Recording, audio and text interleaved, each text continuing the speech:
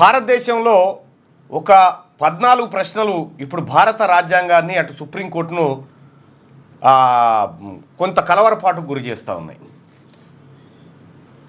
రాష్ట్ర ప్రభుత్వాలు శాసనసభలో చేసినటువంటి బిల్లులను గవర్నర్ నిర్ణీత గడువులోపు వాటిని ఆమోదించాలి, లేదంటే అవి ఆటోమేటిక్గా బిల్లులుగా మారుతాయి, చట్టరూపంలోకి మారుతాయని చెప్పి ఇటీవల సుప్రీంకోర్టు ఇచ్చినటువంటి తీర్పు నేపథ్యంలో గవర్నర్ కూడా 3 నెలలలోపే తన నిర్ణయాన్ని వెలువరించాలి అంటూ అటు గవర్నర్ వ్యవస్థకు అటు రాష్ట్రపతి వ్యవస్థకు ఒక కాల పరిమితిని విధించడం జరిగింది.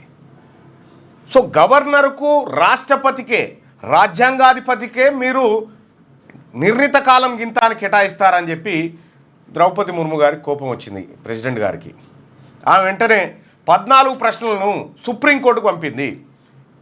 నాకు ఈ ప్రశ్నలకు సమాధానం మీరు న్యాయ సమీక్ష చేసి పంపండి అని చెప్పి పంపింది.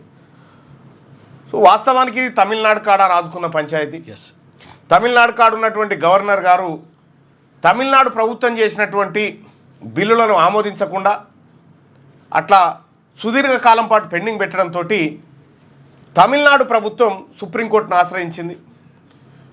ఆశ్రయించినటువంటి సందర్భంలో సుప్రీంకోర్టు ఆర్టికల్ 142ను ఏది ప్రస్తావనకు తీసుకొస్తూ ఈ బిల్లులను ఆమోదించాల్సిందే నిర్ణీత గడువు లోపల అంటే సుప్రీంకోర్టు ఆడ సాయతికమైనటువంటి సమాధానం ఏం చెప్పిందంటే ఇది ప్రజలకు అవసరమైనటువంటిది, సత్వరమే అవసరమైనటువంటి కార్యక్రమం కాబట్టి మీరు ఈ 3 నెలల లోపలనే వీటిని ఆమోదించాలి, లేదు అంటే ఆటోమేటిక్గా బిల్లులు మారుతాయి. అంటే అటు స్టాలిన్ గవర్నమెంటు గతంలో పెండింగ్లో ఉన్నటువంటి అన్నిటికీ సుప్రీంకోర్టు తీర్పు కాపీని యాడ్ చేసి బిల్లులుగా మారిపోయినాయని చెప్పి అయితే ఇది ఒక రకమైనటువంటి చర్చకు దారితీసింది.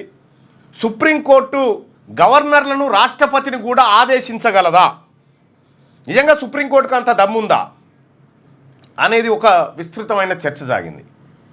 ఇక ఇటీవల కాలంలో ద్రౌపది ముర్ము గారు కూడా ఇదే అంశం పైన చాలా సీరియస్గా ఒక 14 ప్రశ్నలను ఇక్కడ ఏది సుప్రీంకోర్టుకు న్యాయ సమీక్ష కోసం పంపించింది.